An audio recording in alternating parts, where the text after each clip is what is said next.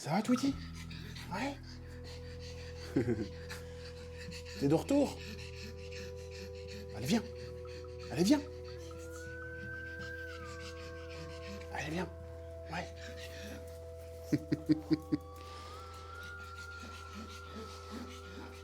Voilà. Là, on voit bien sur sa patte arrière droite quand elle pose la patte.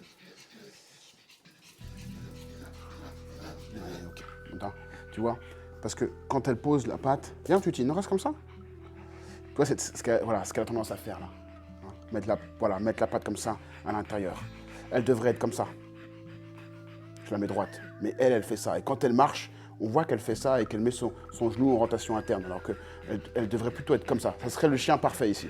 D'accord? Donc il y a encore des séquelles par rapport à son problème qu'elle a eu étant jeune.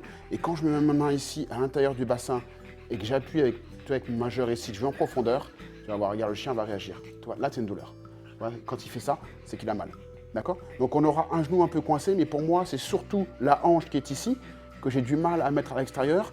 Et puis, à l'intérieur aussi du corps, voilà, là je tombe sur le psoas qui est très contracturé. Si j'appuie un peu, le chien ne va pas aimer. Voilà, tu vois, donc une douleur. Donc il faudra que je fasse un travail vraiment ici d'assouplissement de cette zone ici, en profondeur du psoas.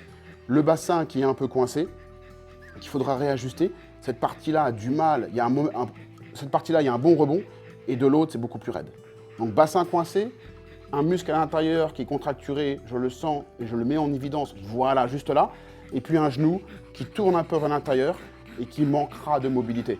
Donc voilà ce qu'on va faire aujourd'hui pour essayer de la soulager, hein, c'est tout. Essayer de voir si on peut l'aider, continuer à l'aider, mais c'est sûr qu'il faut qu'elle vienne régulièrement, tu vois, comme d'habitude.